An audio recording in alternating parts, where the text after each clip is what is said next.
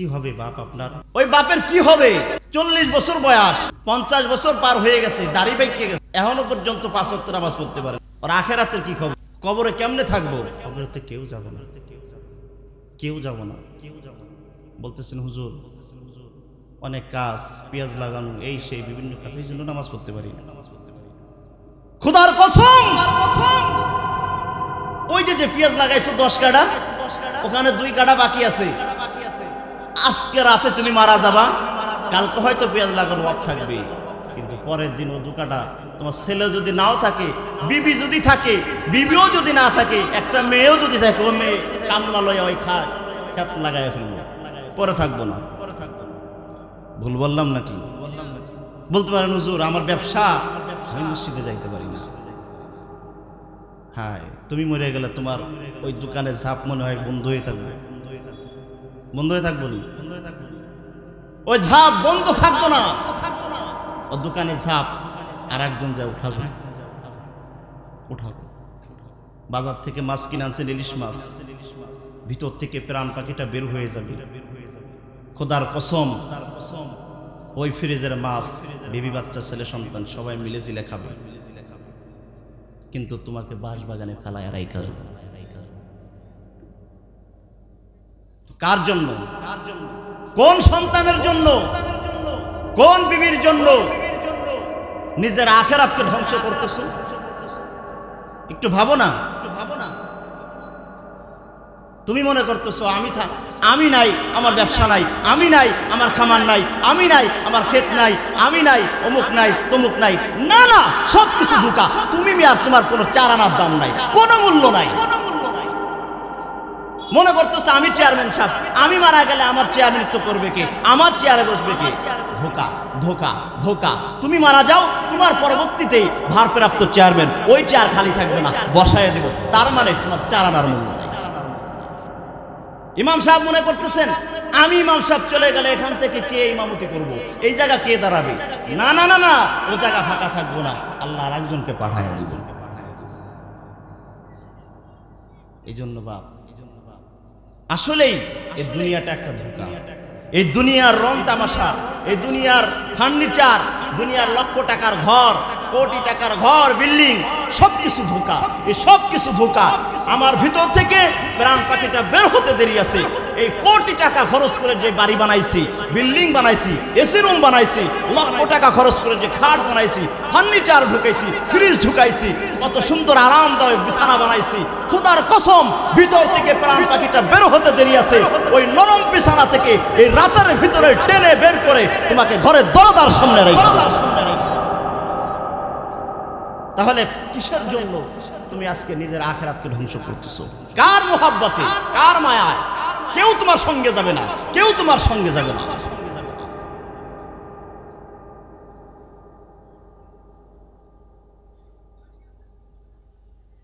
মানুষ যখন মারা যায়, মারা যাওয়ার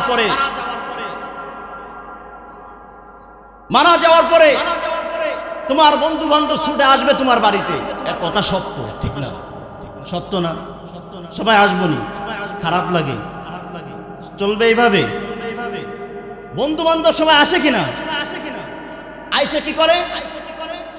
তাকে দেখতে থাকে, আমার দোস্ত, আমার ভাই, আমার তমুক এমন ছিল, অমন ছিল, বলা বলি করতে লাগে।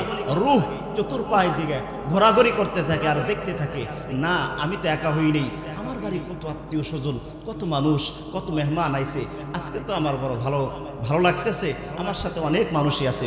রূহ ঘাবড়ায় না।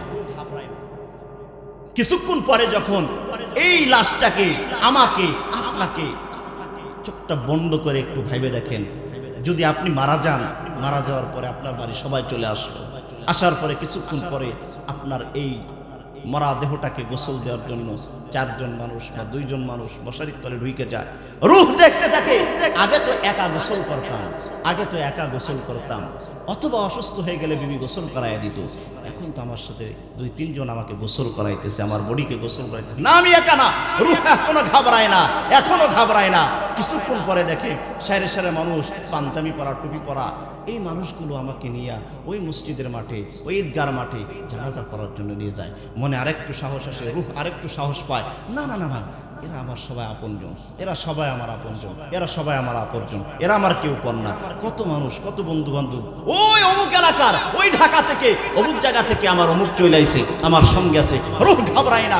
জানাজা শেষ হয়ে যায়, জানাজা শেষ হয়ে যায়, সালাম ফেরানো দেরি। ওই যে স্বার্থপর বলছিলাম না, দুনিয়াটা বড় স্বার্থপর ধোঁকা।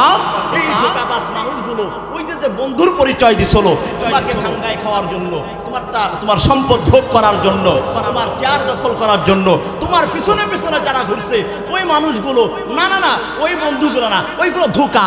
ওই যে সন্তান ধোঁকা, ওই যে বিবি ধোঁকা, ওই যে বন্ধু, সবকিছু ধোঁকা। কেন ধোঁকা? বলে জানাজার নামাজটা পড়ানো, সালাম ফেরানো দেরি, যে হুন্ডা রেডি থাকে, অটো রেডি থাকে, গাড়ি রেডি থাকে, বলে সালাম ফেরাইতে দেরি আছে, গাড়ি স্টার্ট দিতে দেরি নাই, ড্রাইভার কয় যাবেন না, দাফন করে আসবেন না, মাটি কি দিয়ে আসবেন না?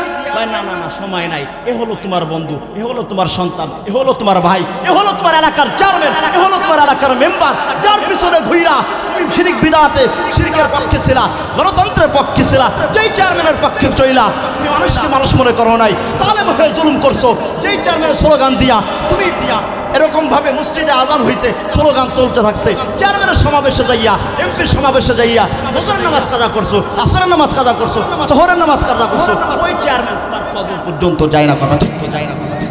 আমি সেটাই বলতে চাইছি, সবকিছু ধোঁকা, ধোঁকা, ধোঁকা।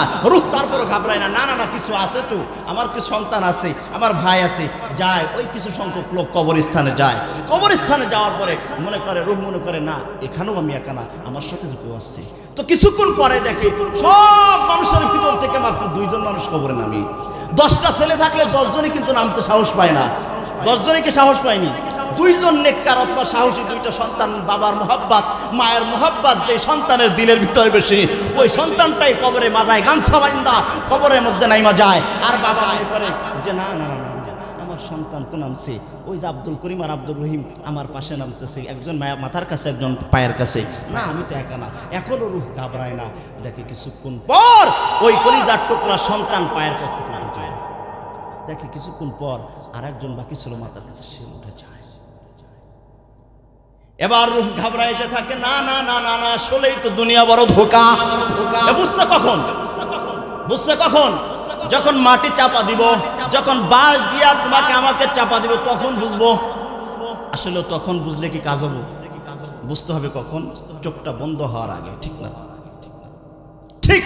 আল্লাহ করোনা নামক এক গজব দিয়ে বুঝাই দিয়ে গেছিল যে করোনা, তোরা তো হাসর নাসর বিশ্বাস করো না, কবরকে বিশ্বাস করো না, তোমরা পলসরাতকে বিশ্বাস করো না, হাসরে যে আল্লাহ নবী রাসূল ছাড়া কেউ থাকবো না, সেদিন সেই কথা তো উলামা একরামের কথা তোমরা বিশ্বাস করো না।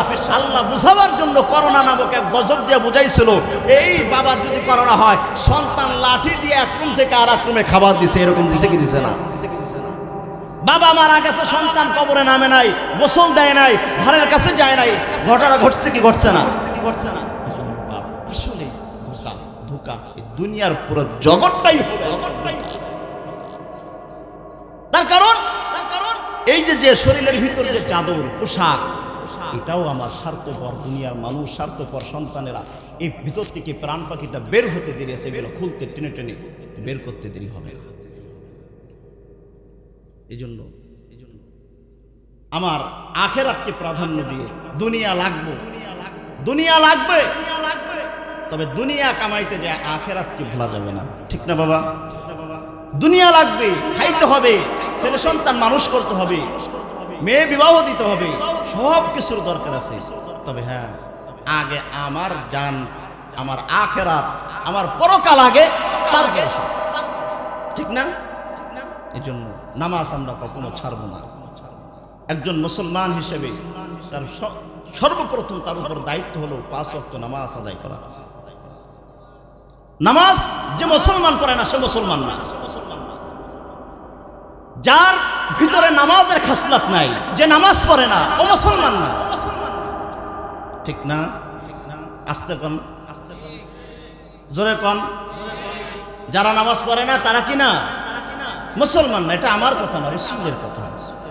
আজকে তো আমরা বেনামাজি জানাজা করতেছি, সুদখোরের জানাজা করতেছি, ঘুষখোরের জানাজা করতেছি, জালেমের জানাজা করতেছি। তো কেন এগুলা? রাসূল তো বেনামাজি জানাজা পড়েন নাই। যদি আজকে আমাদের সমাজে এরকম একটা হইতো যেগুলো নামাজে আসে না, ফজরে আসে না, নামাজ পড়ে না, সমাজে সুদ খায়, ঘুষ খায়, এরকম একটা নাফরমানের জানাজা পর্ব ঠিক আছে, মাত্র 3 ঘন্টা অথবা 1 ঘন্টা দেরি করে ইমাম সাহেবের কায়দা করে যদি দূরে সরায় রাখতাম, ইমাম সাহেব বেনামাজে জানাজা পড়ব না, সমাজের বেনামাজি সোজা হয়ে গেল। যার নামাজ নাই তার ঈমান নাই, সে যেই জায়গার মুরিদ হোক। যার নামাজ নাই তার ঈমান নাই। আল্লাহ রাব্বুল আলামিন বলছেন, যারা বেনামাজি, যারা সুদখোর, ঘুষখোর, যারা হাইওয়ানের থেকেও খারাপ। হাইওয়ানও তো ভালো। ওয়ালাকাদ যারাকনা লিজাহান্নামা কাসীরাম মিনাল জিন ওয়াল ইনসি লাহুম কুলুবুল লা ইয়াফকাহুনা বিহা ওয়া লাহুম আ'য়ুনুন লা ইবসিরুনা বিহা ওয়া লাহুম আযানুন লা ইয়াসমাউনা বিহা উলাইকা কাল আনআম। আল্লাহ বলেন, ওই সকল বেনামাজের গোষ্ঠী ওলামায়ে কেরাম ওই ওয়াজের ময়দানে জুমার মাসের 4 দিন, 1 মাসের 4 দিন, 4 সপ্তাহের জুমার বয়ানে নামাজের ফাজাইল আর গুরুত্ব নিয়ে আলোচনা করছে। এরপরও আব্দুর রহিম আর আব্দুল করিম জুমার নামাজ ছাড়া কোনো নামাজে যায় নাই, আছে কি নাই? আল্লাহ বলেন, উলাইকা কাল আনআম। উলামারা বুঝানোর পরও যারা বোঝে নাই, তারা ওই কুকুর আর শুকুরের থেকেও খারাপ।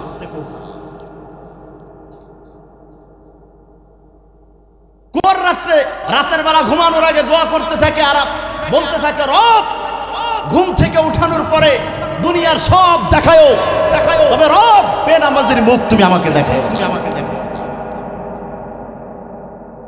বেনামাজি এতটা ঘৃণিত। মুসা পয়গম্বর একদিন দাঁড়ায় রয়েছে, হঠাৎ করে এক নষ্টা মহিলা মুসা পয়গম্বরের কাছে আসছে। ওগো আল্লাহর পয়গম্বর মুসা, আমি শয়তানের ধোঁকায় পড়ে ব্যভিচার করে ফেলছি। আমার গর্ভে সেই ফল আমি ধারণ করে সেই সন্তান দুনিয়া আসার পরে নিজের হাতে সেই সন্তানকে গলা টিপে হত্যা করেছি। আপনি আজকে আপনার রবের সঙ্গে যখন কথা বলতে যাবেন, একটু জিজ্ঞাসা করে আসবেন আমার জন্য ক্ষমার রাস্তা আছে কি নাই। তো মুসা পয়গম্বর কথা শোনা মাত্রই রাগে ফায়ার,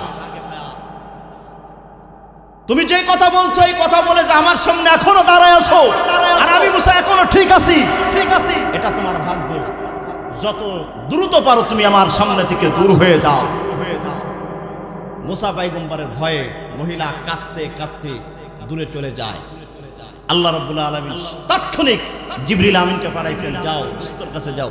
দোস্ত যে ওই যে ব্যভিচারকারী মহিলাকে দূর দূর করে তাড়ায় দিল, সে আসলো রব ক্ষমা করবে কিনা।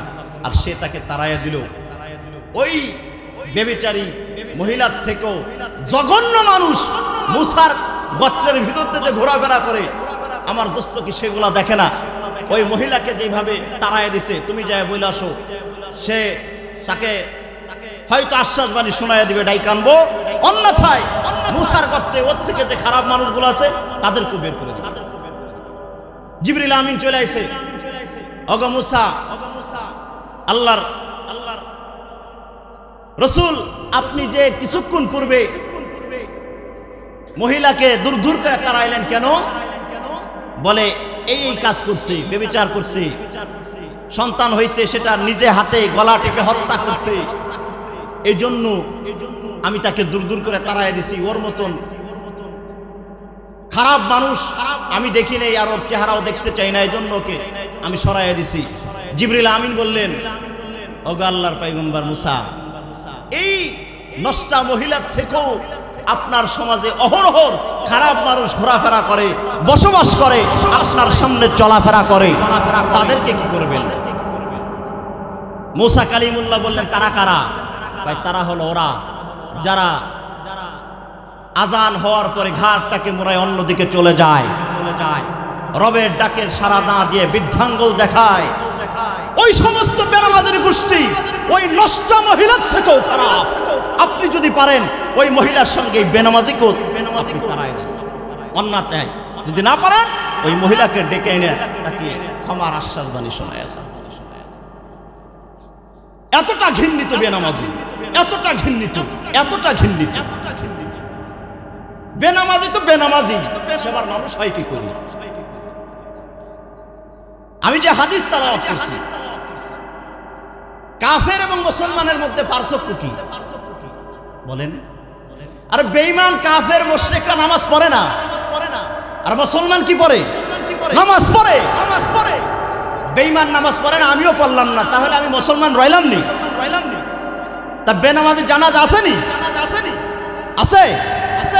বেনামাজির জানাজা হুদা একটা সামাজিক দেখানোর একটা বিষয়। আমি নামাজ পড়লাম না, আমার জন্য মানুষ দোয়া করলে কাজ হবো? বেনামাজির 15টা শাস্তি। এর ভিতরে 1 নম্বর, বেনামাজির সকল বরকত আল্লাহ দুনিয়া থেকে উঠায় নেয়। কোটি কোটি টাকার মালিক ও বেনামাজি, সকালে 1 কাপ চা আর রাতের বেলা 1 রুটি, দুপুরে সামান্য করা ভাত, আছে কি নাই? আর আমার ওই বাপ ফজরের নামাজ পড়ে যে ওই যে ট্রাকে খামারে কাজে গেছে, 10টার কালে নাতিতে খাওয়ান রয়ে গেছে, 3 জনে এখন একাই খেয়ে ফেলাইতে পারি। ওই ফজরের নামাজের বরকত, ঠিক না? ফজরের নামাজের বরকত। বেনামাজির 2 নম্বর শাস্তি হলো, বেনামাজির চেহারা যত সুন্দর হোক, বেনামাজির চেহারার ভিতর থেকে আল্লাহ নূর উঠায় নেবেন। কি উঠায় নেবেন? নূর আল্লাহ উঠায় নেবেন। যত সুন্দর হোক, ওরা দেখলেই মনে হবে এটা পাক্কা কাট্টা মুনাফিক, বেঈমান, সুদখোর, ঘুষখোর, বেনামাজি। ওর চেহারাই বলে দিবে। 3 নম্বর, বেনামাজির কোনো আমল কবুল হবে না। বেনামাজির কোনো আমল কবুল হবে না। আমাদের সমাজে কিছু লোক আছে, নামাজের খবর নাই, কিন্তু বাৎসরিক 12 মাসে 13 পূজা পীরের দরবারে ঠিকই যায়, মসজিদে আসার কোনো খবর নাই। খোদার কসম, তুমি চরমনার মুরিদ হইতে পারো, তুমি তাবলীগের সাথীও হইতে পারো, 8 চন্দ্রপাড়া সুরেশ্বর মুজাসসারের মুরিদ হইতে পারো। তোমার ভিতর যদি নামাজের খাসলাত না থাকে, নামাজের আমল যদি না থাকে, তুমি ভণ্ড।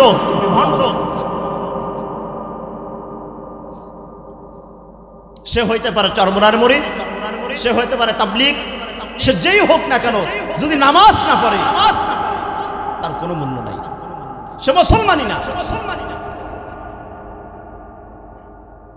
4 নম্বরে, যারা নামাজ পড়বো না, তার জন্য যদি আমি হুজুর দোয়া করি, কবুল হবে না। সে নিজেও যদি নিজের জন্য দোয়া করে, সেটাও আল্লাহ কবুল। বেনামাজের মরণের সময় কি অবস্থা হবে? যারা নামাজ পড়ো না, তোমাদের জন্য কথা। বেনামাজি মরণের সময় এমন ভাবে তার মরণ হবে, জিল্লতের সাথে, অপমানিত সাথে তার মরণ হবে। এত ক্ষুধা লাগবে, দুনিয়ার সব খাবার খাইতে চাবে, কিন্তু 1 ফোঁটা পানি গলায় দিবে,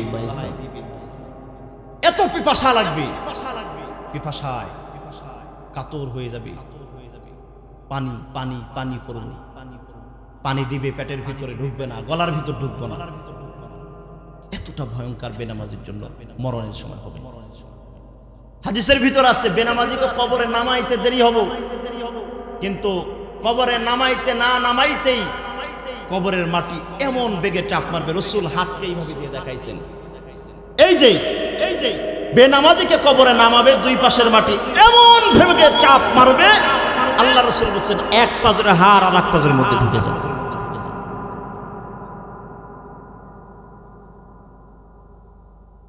বেনামাজির কবরের ভিতরে রাখতে না রাখতেই আল্লাহ জাহান্নামের আগুন জ্বালায় দেবেন। 3 নম্বর শাস্তি, বেনামাজিকে যখন কবরের ভিতরে রাখা হবে, ভয়ঙ্কর এক বিশ্বু আল্লাহ রাব্বুল আলামিন বেনামাজির কবরের ভিতরে ঢুকায়া দিবেন। ও বেনামাজি ফজরের সময় শুরু করবে, আসর জোহর পর্যন্ত ধ্বংসন করতে থাকবে। আর ওই বিশ্বু ডাক দিয়ে বলবে, ফজরের নামাজে আমার রব তোকে ডাকছিল, তুমি শোনো নাই। জোহরের নামাজে আল্লাহ ডাকছেন, তুমি শোনো নাই, এই জন্য তোমার সেই শাস্তি স্বরূপ ফজর থেকে নিয়ে এই জোহর পর্যন্ত আমি ধ্বংসন করলাম। আল্লাহ আসরে ডাকছে, তাও তুমি নামাজ আসো নাই, এই জন্য আমি জোহর থেকে নিয়ে শুরু করে আসর পর্যন্ত তোমাকে ধ্বংসন করতে থাকলাম। এতটা ভয়ঙ্কর বেনামাজির শাস্তি হইতে থাকে। বলতে পারেন হুজুর, খেতে খামারে কাজ করি, নামাজে যাইতে পারি না, মসজিদে যাইতে পারি না, সময় মতন নামাজ পড়তে পারি না।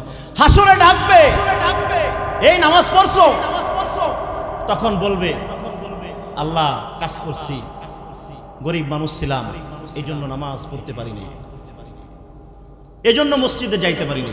আল্লাহ বলেন তুমি মিথ্যাবাদী, ধোঁকাবাজ, মিথ্যাবাদী, ধোঁকাবাজ, ধোঁকাবাজ।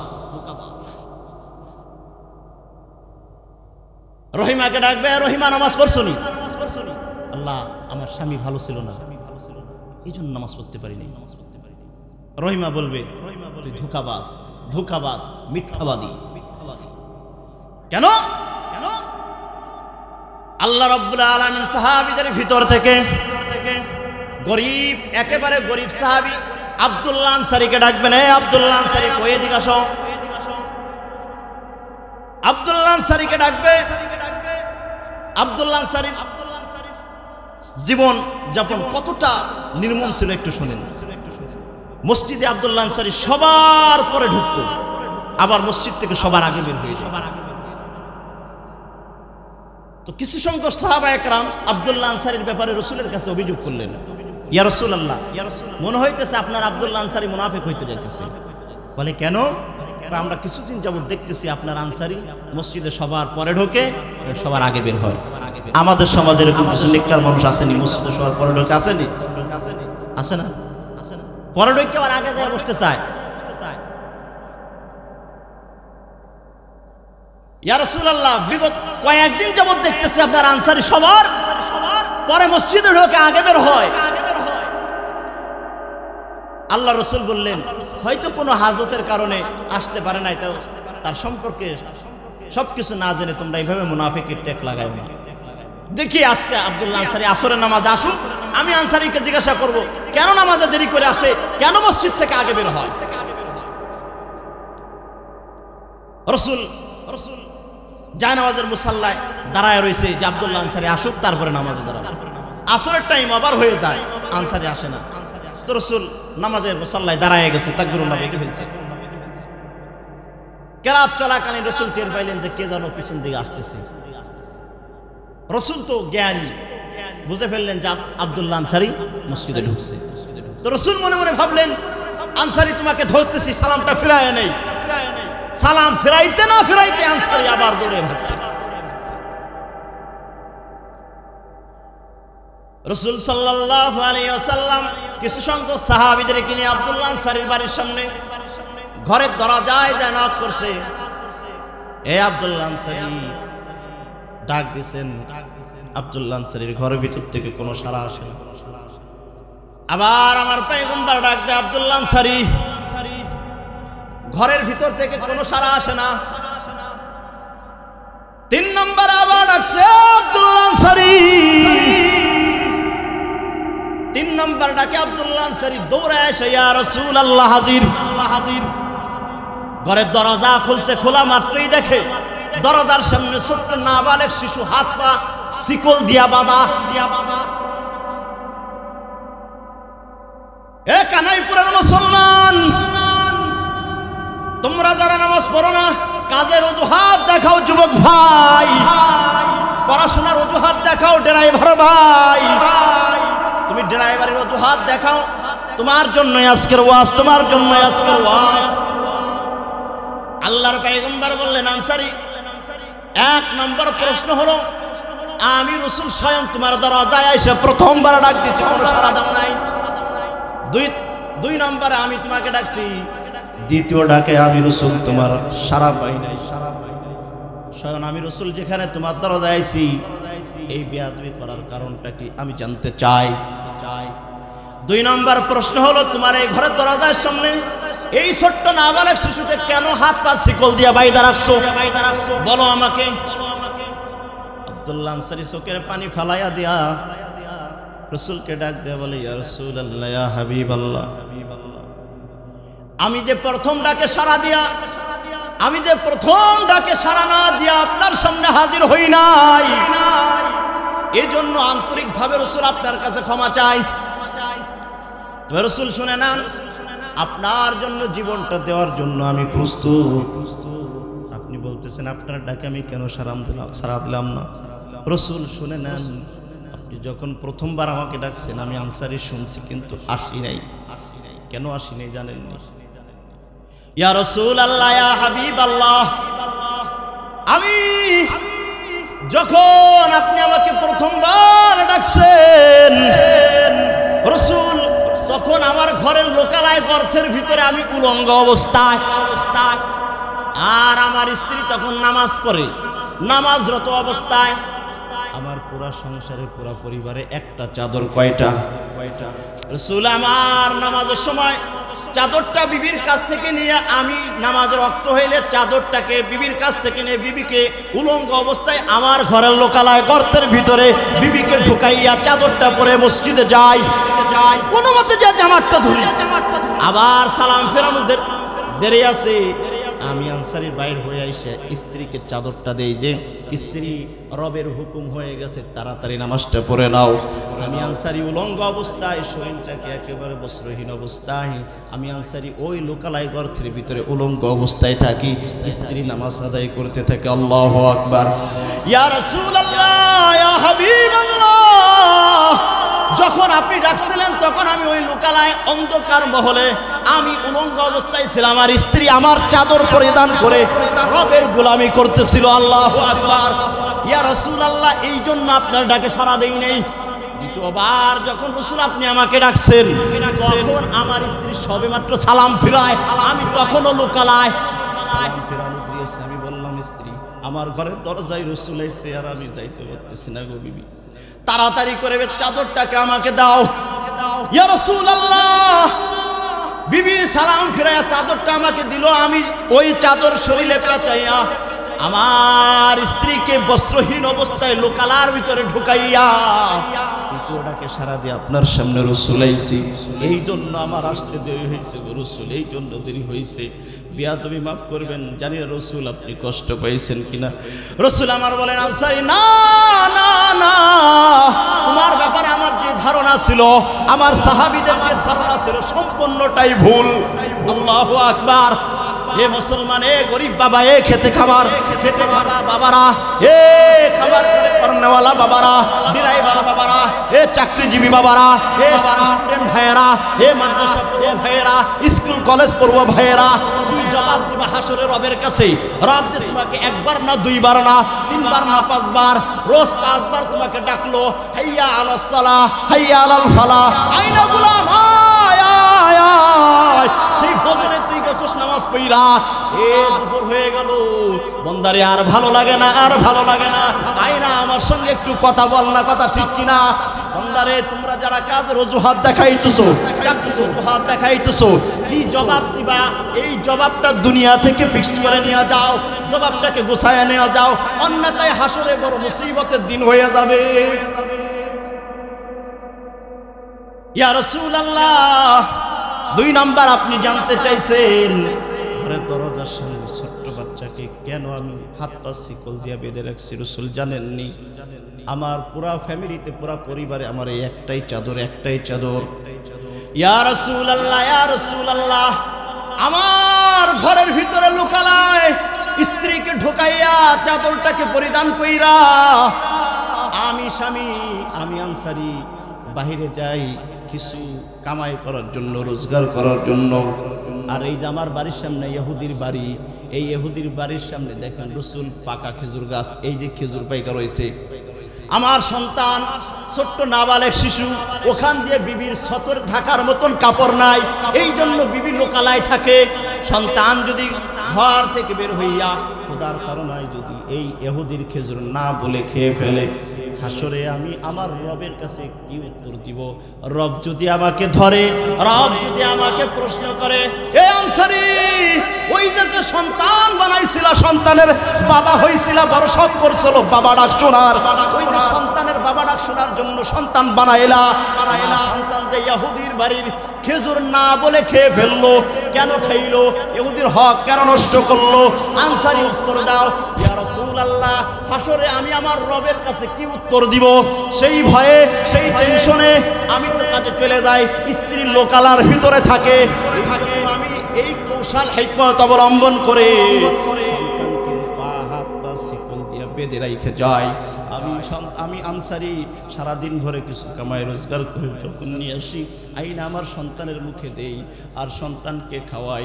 সন্তানটা আমাকে আব্বু আব্বু বলে ডাকে আর বলে, আব্বু আমি তো কিছু করি না, কোনো অপরাধ করি না, তারপরও কেন তুমি আমাকে হাত পা শিকল দিয়ে বেঁধে রেখে যাও?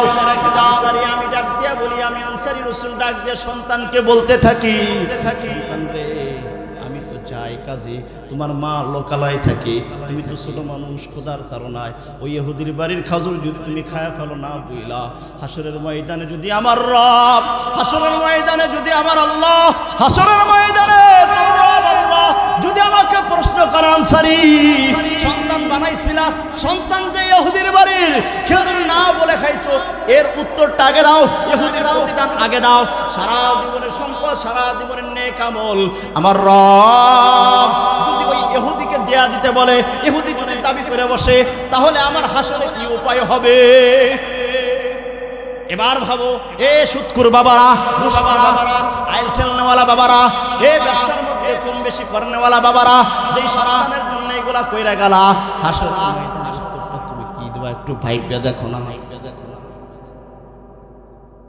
ওই যে গরিব বলছে, আল্লাহ গরিব হওয়ার কারণে নামাজ পড়তে পারি না, আনসারীকে ডাকবে, আনসারী তোমার বিবরণটা একটু শোনাও না, তোমার বিবরণটা একটু শোনাও না, তুমি কতটা গরিব ছিল, তুমি কতটা গরিব ছিল?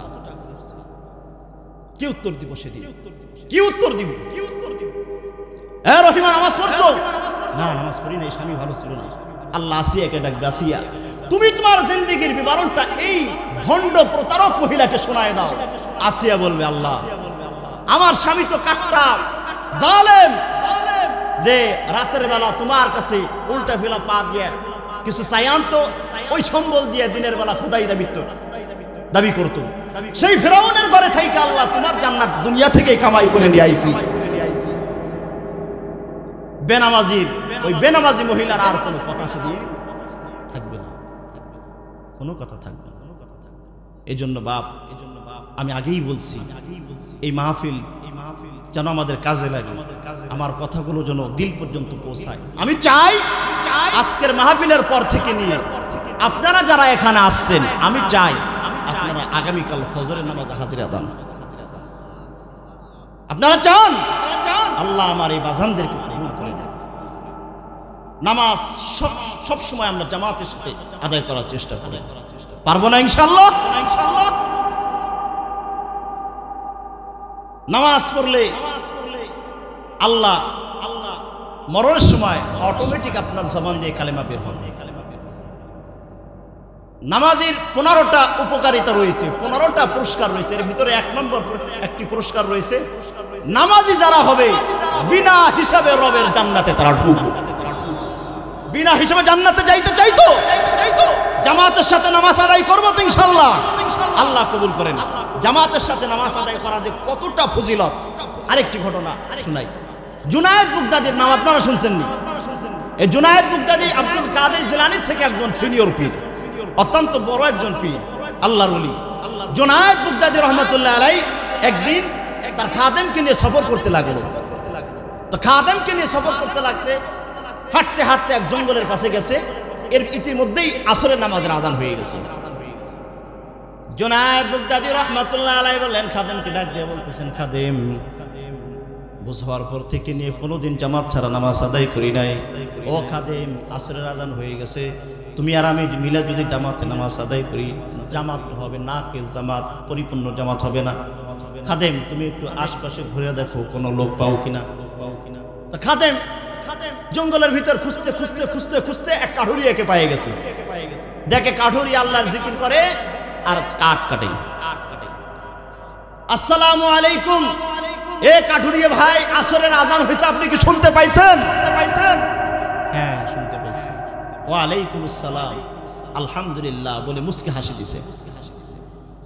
জুনায়েদ বাগদাদী রাহমাতুল্লাহ আলাইহির খাদেম অবাক কাণ্ডে তার দিকে তাকায় রইছে।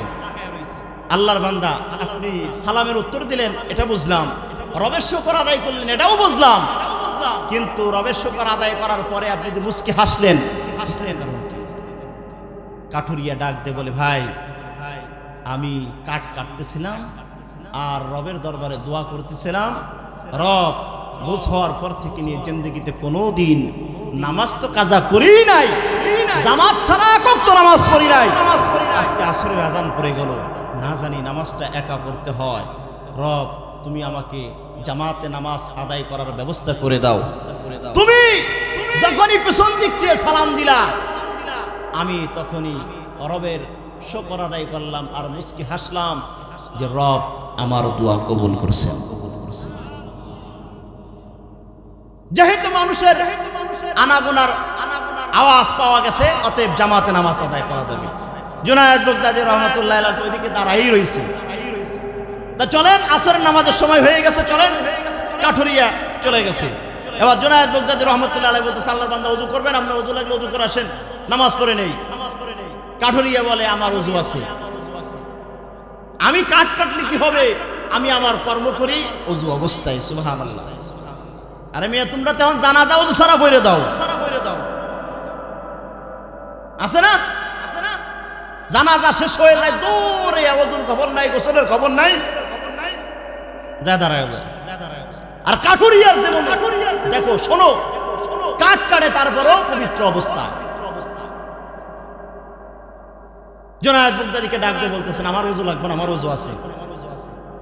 জুনায়েদ বাগদাদী বলেন, আমরা হইলাম মুসাফির, আপনি হলেন মুকিম, ইমামতি তো আপনার করতে হবে। কাঠুরিয়া মনে মনে মহা খুশি, মহা খুশি। কে না কে কার পিছনে নামাজে দাঁড়াবো, থুরি মুরু দিয়ে নামাজ পড়াইয়া যাবে, হবে না, যাক সুযোগ পাওয়া গেছে। কাঠুরিয়া খুশি মনে নামাজের মুসাল্লায় দাঁড়ায় গেছে। এবার আপনাদের কাছে একটা বিষয় আমি জানতে চাই, আসরের নামাজ কয় রাকাত? সবাই জানেন? কয় রাকাত?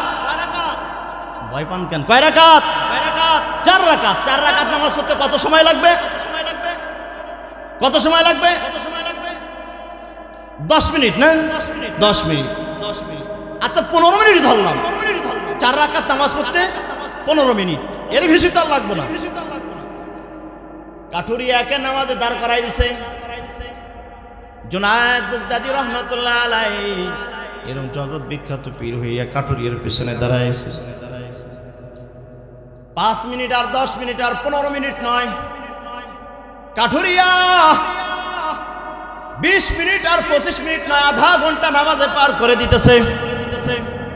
তো কাঠুরিয়া রুকুতে যাইতেছে না।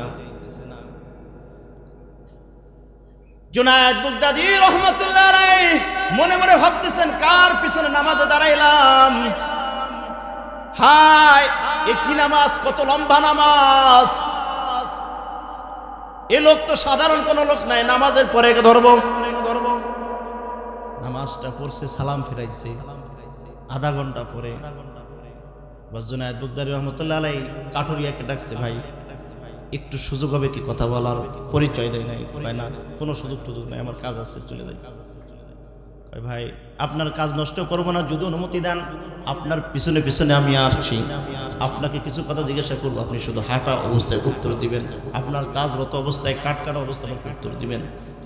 ঠিক আছে, তা আসো। এবার কাঠুরিয়াকে জুনায়েদ বাগদাদী রাহমাতুল্লাহ বলতেছেন, ভাই আমাকে আপনি চেনেননি? বলে, না, আমি হইলাম জুনায়েদ বাগদাদী, আমি আপনার পিছনে নামাজে দাঁড়াইছিলাম, আমি সেই বাগদাদী, জগৎ বিখ্যাত পীর জুনায়েদ বাগদাদী। বলো, হইলো হইছো, কি হইছে, আর কি কবা কও? জুনায়েদ বাগদাদী রাহমাতুল্লাহ আলাইহি বলেন, এ কাঠুরিয়া ভাই, আরে 5 মিনিট নয়, 10 মিনিট নয়, 15 মিনিট নয়, আধা ঘন্টা কেন তোমার নামাজে লাগলো, বিষয়টা আমি জানতে চাই। কাঠুরিয়া ডাকতে বলে, ওগো জুনায়েদ বাগদাদী শুনে নাও, আমি কাঠুরিয়া যখন নামাজে দাঁড়াই, আমার নামাজটা হয় রবের সঙ্গে কথা বলা, আমার নামাজটা হয় রবের সঙ্গে প্রেম করা, আমার নামাজটা হয় রবের সঙ্গে মোলাকাত করা। আরে নামাজ মানেই তো মেরাজ, নামাজ মানেই তো রবের সঙ্গে কথা আদান প্রদান করা, ঠিক কিনা? এই জন্য দাদি তুমি জানো নি, আমি কথা বলি, আমার কথার প্রতি উত্তরে রব কথা বলে, এরপর আমি সামনে আগাই। সুবহানাল্লাহ, সুবহানাল্লাহ। এই জন্য জগৎ বিখ্যাত বীর শুনে নাও, আমি যখন বলি আলহামদুলিল্লাহ রাব্বিল আলামিন, রব প্রতিদিন আমার কথা নামাজে দাঁড়াইছি আর পড়ছি আলহামদুলিল্লাহ রাব্বিল আলামিন, রব তাৎক্ষণিক বলে নাই হামিদানি আব্দি আব্দি। যতক্ষণ পর্যন্ত রব বলে নাই ততক্ষণ পর্যন্ত আমি কাঠুরিয়া সামনে আগাই নাই। যখনই রব আমার কথার উত্তর দিছে, এরপরে মালিক ইয়াউমিদ্দিনে গেছি, তার আগে আমি আলহামদুলিল্লাহ পর্যন্তই দাঁড়াইছিলাম। বিদায় আমার নামাজে এত সময় লাগছে। আল্লাহু আকবার। আরে বাপ এর দোস্ত, এ হলো নামাজি, এ হলো নামাজি, এ হলো প্রকৃত নামাজি, ঠিক কিনা? তোমরা যারা নামাজ পড়ো না বাবা, কপালটা বড় খারাপ। নামাজের রক্ত যখন আসতো, রাসূলের চেহারা মুবারকের দিকে তাকানো যাইতো না, চেহারাটা ঘাইমা যাইতো। আম্মা জান আয়েশা সিদ্দিকা রাদিয়াল্লাহু তাআলা আনহা হাদিস বর্ণনা করেন যে আজান হওয়ার পরে রাসূলের চেহারা মুবারকের দিকে তাকানো যাইতো না, রাসূল কাউকে চিনতেন না। যখন মসজিদ থেকে আজান হইতো,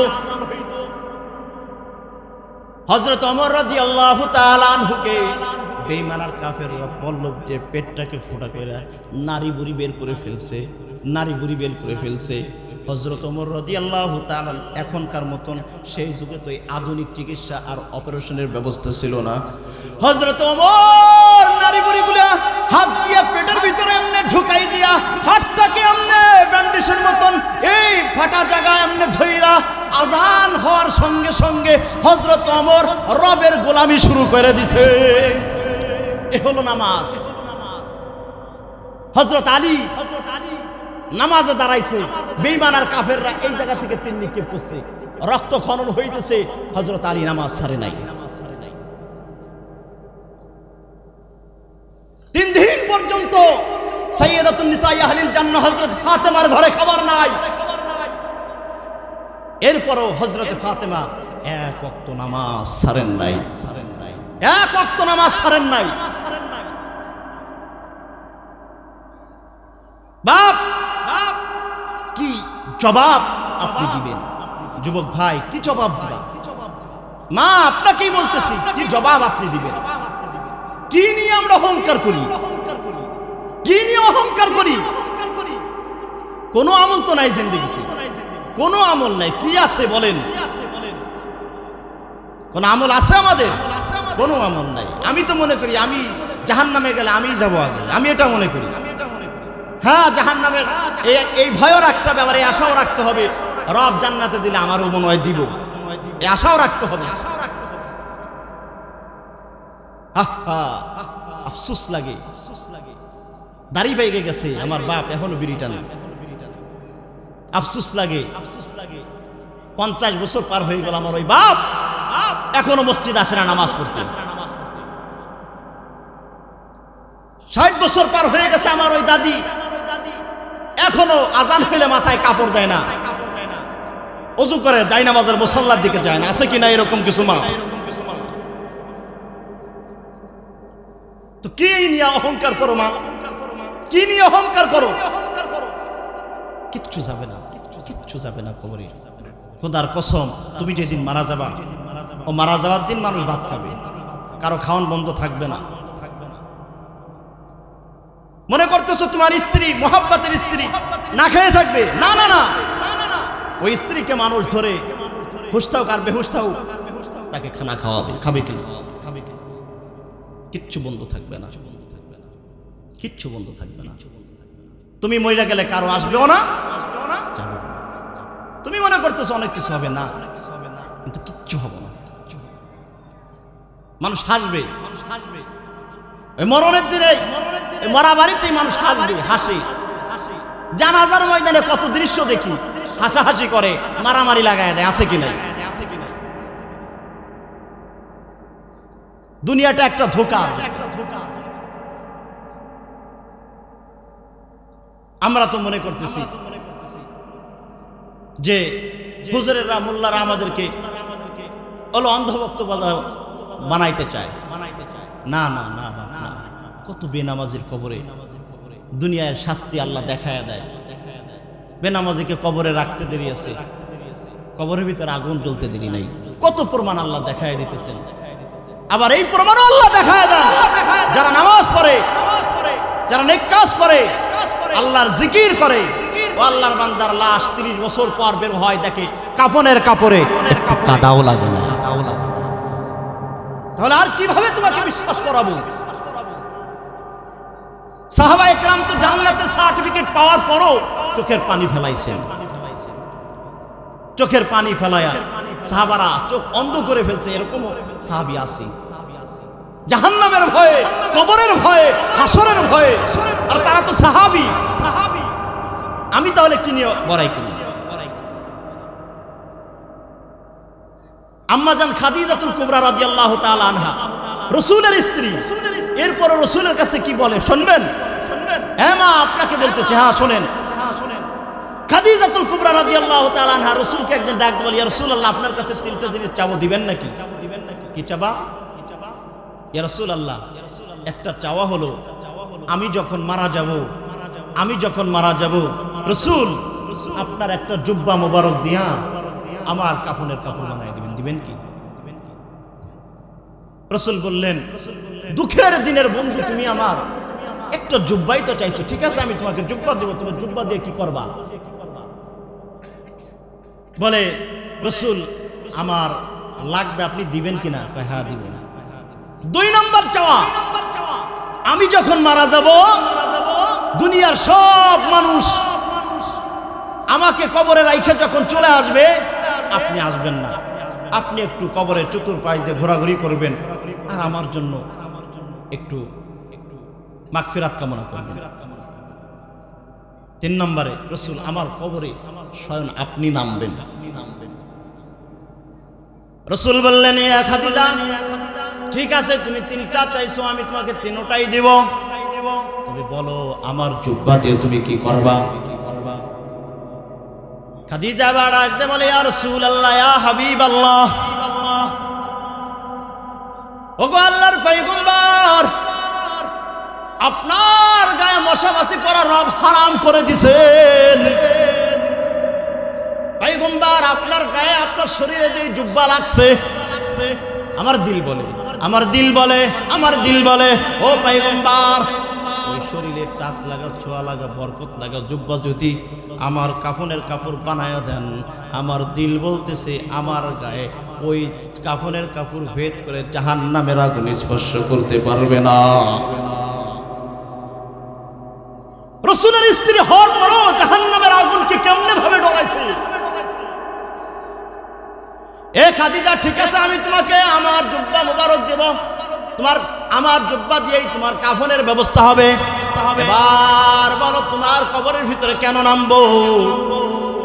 বলে, আপনি যখন আমার কবরে নামবেন, স্বয়ং আপনি নাইমা আমাকে কবরে রাখবেন। আপনি উঠায় যাওয়ার পরে যখন ফেরেশতারা আমার কাছে আসবো, ফেরেশতারা এসে বলবো তোর রবকে, তোর রাসূলকে। আমি ফেরেশতাদেরকে বলবো, আরে কিছুক্ষণ আগে যে আমার রাইখে গেল সেই তো আমার রাসূল। এ খাদিজা, বুঝলাম 3 নম্বরে তোমার কবরে চতুর্পাশ দিয়ে ঘুরবো, কারণটা কি? ইয়া রাসূলুল্লাহ, কবরের চতুর্পাশ দিয়ে এই জন্যই ঘুরবেন। বলে এই জন্যই ঘুরবেন কারণ আপনি যে কবরের চতুর্পাশ দিয়ে ঘুরবেন, আপনি তো শুনাইছেন, হ্যাঁ গুনাহ লইয়া চাররা থেকে চাররা পরিমাণ গুনাহ লইয়া যদি কেউ কবরে যায়, ওই কবরের মাটি এমন বেগে চাপ মারবে, রাসূল আপনি বলছেন এক পাজরের হাড় আর এক পাজরের ভিতর ঢুকিয়া যাইবে। ইয়া রাসূলুল্লাহ, আমার বড় ভয় হয়, আমাকে কবরে নামানোর পরে না জানি কবরের মাটি আমাকে চাপ দেয়। রাসূল আমার মন বলে, দিল বলে, যদি আপনার আমার কবরের চতুর্পাশ দিয়ে ঘোরাঘুরি করতে থাকেন, আমার মন বলে আপনার সম্মানার্থে কবরের মাটি লাড়াচাড়া করবে না, এদিক সেদিক করবে না, কারণ আপনি স্বয়ং রাসূল কবরের চতুর্পাশ দিয়ে ঘোরাফেরা করবেন। এই জন্য আপনি আমার এই চাওয়াটাকে পূরণ করবেন। আমি বুঝাইতে চাইছি রাসূলের স্ত্রী হওয়ার পরও আম্মাজান খাদিজা কতটা আল্লাহর ওই কবর, জাহান্নামের আগুন কতটা কি ডরাইছেন। তাহলে আমি আর আপনি কি নিয়ে বড়াই করতেছি? আমি আর আপনি কি নিয়ে বড়াই করতেছি? বলেন বাপ, কি নিয়ে বড়াই করতেছি? কেমনে বুঝাইলে মানুষ বুঝবে?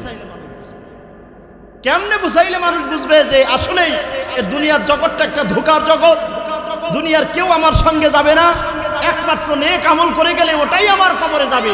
এটা কেমনে বুঝাইলে মানুষ বুঝবে? আমি কিভাবে বুঝাবো আপনাদেরকে? যদি বুঝতেন তাহলে তো নামাজে মসজিদে জুমায় যেমন হইতো, ফজরের নামাজ যেমন হইতো। কিন্তু কই মুসল্লি কই? আজকে যদি ওয়াজের প্যান্ডেল না হয়, গানের প্যান্ডেল হইতো, মানুষ ভরে যাইতো।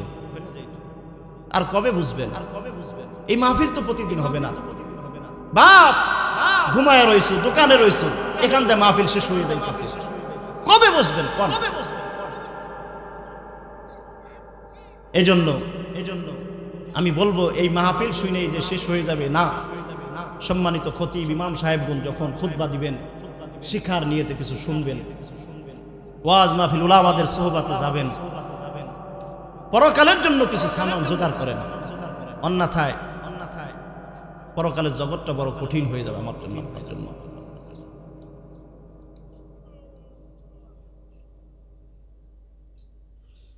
যাই হোক, লম্বা সময় আপনাদের থেকে নেওয়া হয়েছে, কনকনে শীত, আমার বিরুদ্ধ বাবারা আসছেন এখানে, এখনই অল্প সময়ের ভিতরে মুনাজাত হয়ে যাবে।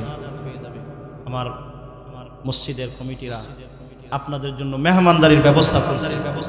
দূর দূরান্তে যে সমস্ত বাপরা আছেন, আপনারা আসেন, মেহমানদারি করানো সুন্নাত, করাও সুন্নাত। আমরা চাই সুন্নাতটা আমরাও করবো, আপনারাও করেন। আসেন, যারা দূরে আছেন আসুন, মুনাজাত হবে, মা বাবার জন্য কান্না করবেন, দোয়া করবেন। এখানে ময়মুরব্বী আছে, দূর দূরান্ত থেকে মেহমানগণ আছে, উলামা একরাম আছে, না জানি কার দোয়াটা কবুল হয়।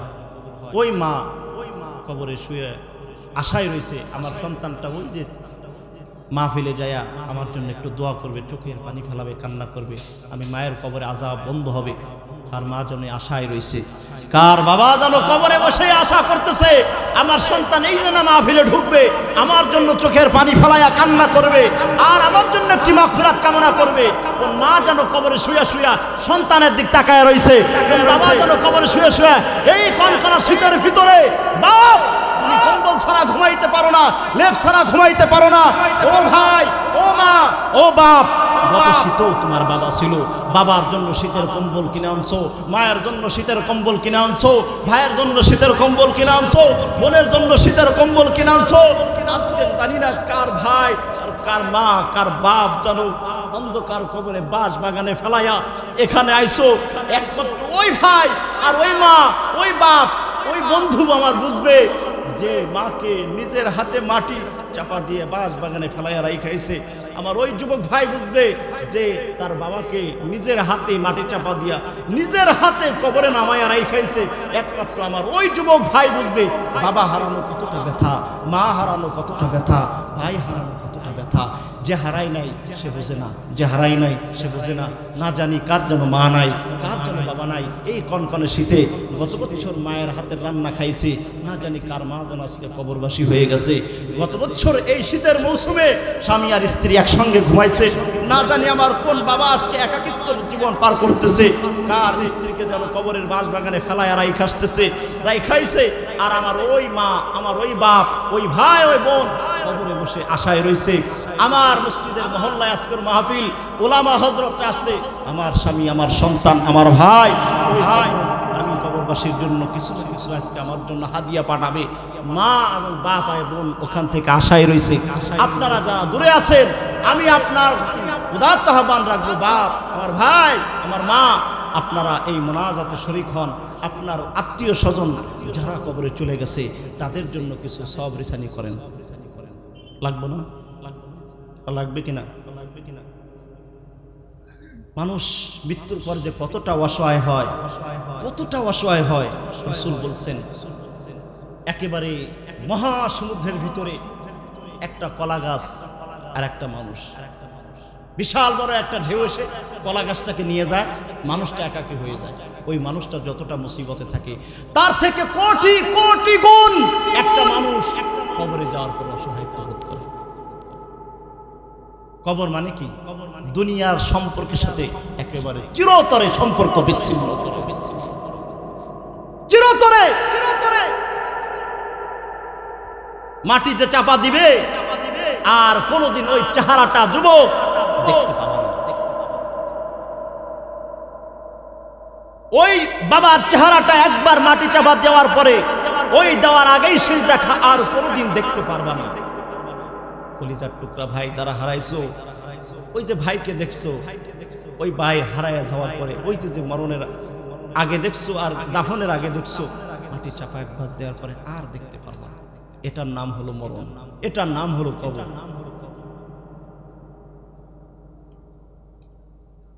আল্লাহ আমাদেরকে কবুল করেন। আমাদের আত্মীয় স্বজন ভাই বিরাদার যারা কবরে চলে গেছেন, আল্লাহ মাহফিলের ওসিলা করে তাদেরকে জান্নাত নসিব করেন। মা বাবা আছে কার কার একটু হাতুসে করেন তো, হাতুসে করেন। আল্লাহ আপনাদের মা বাবার হায়াতের মধ্যে বরকত দান করেন। মা বাবা নাই কাদের একটু হাতুসে করেন তো বাবা। আল্লাহ আমারও বাবা নাই, আমারও ছোট ভাই হারায় গেছে, আমার ছোট ভাই হারায় গেছে। আমি বুঝি ভাই হারানো কত ব্যথা। বাবা নামক বট গাছ যাদের নাই, খোদার কসম একমাত্র ওই সন্তান জানে বাবা যদিও খারাপ হয় কারো, তারপর ওই খারাপ বাবা তোমার কোটি গুণ নেতার থেকে ওই এক বাবা বট বৃক্ষ তোমার জন্য অনেক বড় এক ছায়া। এজন্য যাদের বাবা চলে গেছে এই কম শীতের মৌসুমে বাবা থাকলে মা থাকলে তাদেরকে কম্বল কিনে দিতেন না? দিতেননি? শীতের পোশাক কিনে দিতেন না? আজকে ওই মা বাবার নিয়ত করে, ওই মা বাবার নিয়ত করে আমার মা কবরে চলে গেছে, আমার মা দুনিয়া বাঁচা থাকলে 3000 টাকা দিয়ে একটা কম্বল কিনে দিতাম। আমার মা যেন কবরে সুখে শান্তিতে থাকে, আমার মা যেন কবরে সুখে শান্তিতে থাকে, আমার মা যেন কবরে সুখে শান্তিতে কবরে থাকে। আলহামদুলিল্লাহ আমি কিছু চাওয়ার আগেই আমার ওই বাপ মা বাবার মোহাব্বতে সিরাজগঞ্জে বাড়ি 200 টাকা দান করছে। আমিন। والصلاه والسلام على سيد الانبياء والمرسلين وعلى اله واصحابه اجمعين. ربنا ظلمنا انفسنا وإن لم تغفر لنا وترحمنا لنكونن من الخاسرين. ربنا آتنا في الدنيا حسنة وفي الآخرة حسنة وقنا عذاب النار. رب ارحمهما كما ربياني صغيرا. رب ارحمهما كما ربياني صغيرا. رب العالمين ও মাবুদ, সেই আসরের পর থেকে নিয়ে আল্লাহ গভীর রজনী পর্যন্ত মালিক এই কনকনা শীতের ভিতরে আয় আল্লাহ কত বৃদ্ধ বৃদ্ধ বাবারা, দাড়ি পাকা আমার মুরব্বী বাবারা, ছোট্ট ছোট্ট নাবালেগ শিশু, আমার যুবক ভাইরা গুনাহের কাছে লিপ্ত থাকতে পারতো মাবুদ, বন্ধু বান্ধবের আড্ডায় লিপ্ত থাকতে পারতো। ও মালিক সব কিছু ত্যাগ করি তোমার মায়ায় তোমার ভালোবাসায় এই কোরআনের মাহফিলে এসে হাজির হচ্ছে মাবুদ গো। এই গভীর রজনীতে তোমার দরবারে আমরা ভিক্ষুকের ন্যায় হাত বাড়াইছি। আল্লাহ জানি না কার জন্ম নাই, কার জন্ম বাবা নাই। কে জানো মা হারায়া, কে জানো বাবা হারায়া, মা হারানো ব্যথা দিলের ভিতরে নিয়া, বাবা হারানো ব্যথা দিলের ভিতরে নিয়ে তোমার দরবারে হাত তুলছে গো বাবু। আল্লাহ,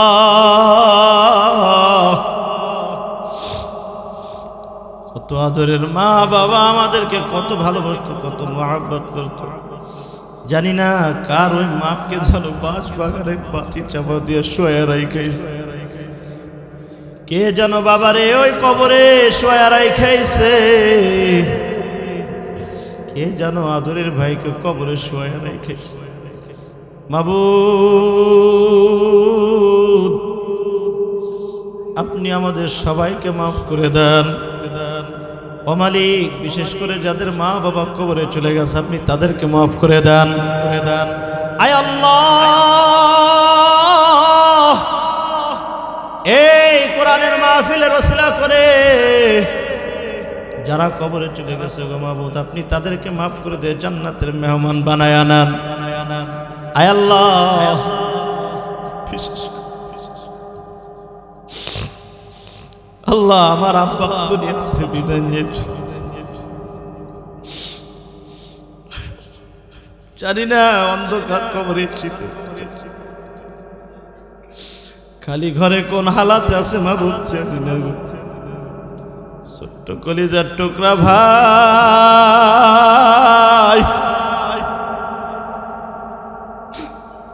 নিজের হাতে মাটি দিয়া তোমার দরবারে আল্লাহ আমি হাত তুলছি। ও বাবু, জানি না কে যেন মা হারায়া, কে যেন বাবা হারায়া, কোন মা যেন সন্তান হারায়া আমার মতন চোখের পানি ফেলায়া, কোন মা যেন সন্তানের জন্য দোয়া করে মালিক,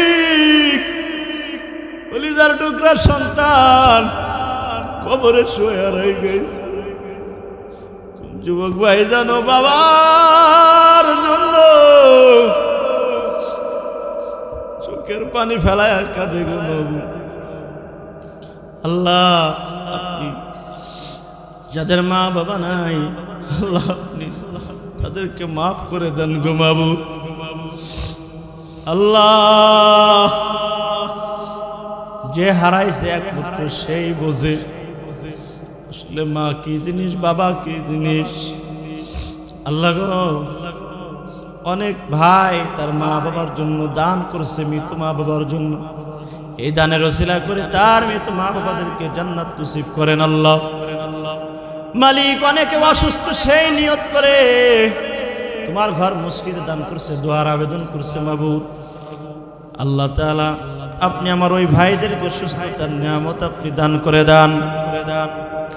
আয় আল্লাহ,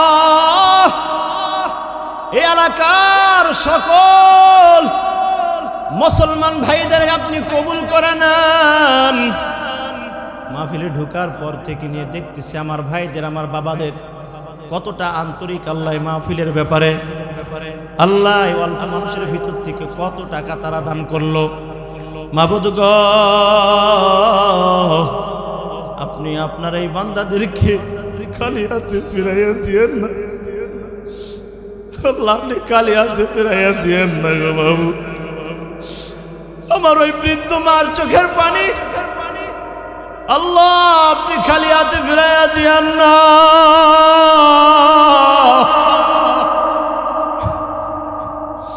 আল্লাহ, মুরব্বী বাবারা কান্দে, ইমাম সাহেবরা কান্দে, যুবক ভাইরা কান্দে। জানি না সামনে বছর মাহফিল ঠিকই হবে, আয়োজনের সবকিছু ব্যবস্থা হয়ে গেল। জানি না ব্যবস্থা করে জানো কে জানো মাহফিলের আগে হারাইয়া যাবে। জানো তোমার ডাকে সারা দিয়ে কবরে চলে যাবে। আল্লাহ ওই কবরে পথে যাত্রী বানানোর আগে মালিক তোমার গোলাম হিসেবে আমাদেরকে কবুল করে নাও, তোমার গোলাম হিসেবে আমাদেরকে কবুল করে নাও। কাটি গোলাম না বানাইয়া, মুসলমান না বানাই, কবরে যাত্রী আপনি বানাইয়েন না রে মালিক। আল্লাহ আমরা গুনার বোঝা মাথায় লইয়া তোমার দরবারে হাত তুলছি মালিক। আমাদের মতন গুনাহগার কেউ নাই, কেউ নাই। আল্লাহ মালিক আমাদের গুনাহগারদের জন্য তো তুমি ছাড়া কেউ নাই, আমরা ছাড়া তোমার অনেকেই আছে মালিক। আমি নাফরমান গুনাহগার ছাড়া তোমার অনেক নেককার বান্দা আছে মালিক, কিন্তু তুমি ছাড়া আমাদের তো কেউ নাই, কোনো দরজা নাই। কোন দরজায় যে আমরা হাত তুলবো, কোন মালিকের কাছে যে মাপ চাবো? মালিক আপনি ছাড়া আমাদের কেউ নাই। আল্লাহ আমরা গোলাম, আমাদের খাসলাত ভুল করা, গুনাহ করা। ও মালিক আপনি তো গফফার, আপনি সত্তার, আপনি রহমান, আপনি রহিম। আল্লাহ গো আপনি আমাদেরকে মাফ করে দেন, নৈরাশ করেন না। আল্লাহ আমার এই পুরো পুরো বাবারা শীতের ভিতরে কনকন শীতে ঠান্ডা পানি দিয়ে ওযু করে এশারে আসে, ফজরে আসে, গো মাবুদ আপনি এদেরকে সুস্থতার নিয়ামত দান করেন। আল্লাহ এদেরকে নেক হায়াত দারাজ করেন। আমার যেই সমস্ত মায়েরা ঠান্ডা পানিতে ওযু করে 5 ওয়াক্ত নামাজ আদায় করে, আমার মাদেরকে সুস্থতার নিয়ামত দান করেন, হায়াতের মধ্যে বরকত দান করেন। আল্লাহ এই মাহফিলকে কবুল করে নেন, মাহফিল কমিটিকে কবুল করে নেন, আয়োজক কমিটিকে কবুল করে নেন। সামনে বছর যারা সহযোগিতা করবে আল্লাহ নিয়ত করছে মাবুদ তাদের নিয়তের উপর ইস্তেকামত দান করেন। ও মালিক আয় আল্লাহ তাআলা আমরা যারা হাত তুলছি সর্বোপরি কথা মালিক আমরা সারা দিন ভরে চাইলে, সারা রাত ভরে চাইলে, জীবন ভরে চাইলেও চাওয়ার শেষ নাই। আপনার রাজভাণ্ডারেও কমতি নাই। আল্লাহ আপনি আমাদের মনের খবর জানেন। আল্লাহ আপনি আমাদের সকলের মনের নেক চাহিদাকে কবুল করে নেন। মরণের সময় ঈমান নসিব দিয়ে, বেঈমান বানায়া আল্লাহ আপনি মরণ দিয়েন না, অসুস্থ বানায়া হসপিটালের বেডে মরণ দিয়েন না। আপনার কুদরতি পেয়ে সেজদারত অবস্থায় আমাদের মরণ দিয়েন। আল্লাহ কালেমা পড়তে পড়তে আপনার ডাকে সারা দিয়ে কবরে যাইতে পারি, কবুল করে নেন। আল্লাহ আমাকে কবুল করে নেন। আল্লাহ আমার কথার ভিতরে কোনো ভুল ত্রুটি হয়ে থাকলে নিজ গুণে ক্ষমা করে দেন। সহি কথার উপর আল্লাহ আমাকে আমল করার তৌফিক দান করেন। আল্লাহ আমার এই বাপদেরকে আমল করার তৌফিক দান করেন। যে সমস্ত যুবক ভাইয়েরা দৌড়াদৌড়ি করতেছে মাবুদ এই যুবকদেরকে ইসলামের জন্য কবুল করে নাও, আগামীর বাংলাদেশ ইসলামের জন্য কবুল করে নাও। ও মালিক সামনে বছর মাহফিল যেন আমার মুরব্বী বাবাদের কোনো কষ্ট করা লাগে, আল্লাহ যুবকদের ভিতরে একটা দলকে আপনি কবুল করে নেন। আয় আল্লাহ এই মসজিদে যা কিছু প্রয়োজন গায়েবে খাজানা থেকে পূরণ করে দেন। আয় আল্লাহ আরো যা কিছু প্রয়োজন সব কিছু আপনি গায়েবে খাজানা থেকে পূরণ করে দেন। মসজিদ খাদে যারা দান করেছে সকলের দানকে আল্লাহ আপনি কবুল করে নেন। ওয়াসাল্লাল্লাহু তাআলা আলা খায়রি খালকি মুহাম্মদ ওয়া আলা আলিহি ওয়া আসহাবিহি আজমাইন ওয়ারহামনা মাআহুম বিরহমাতিকা ইয়া আরহামার রাহিমিন।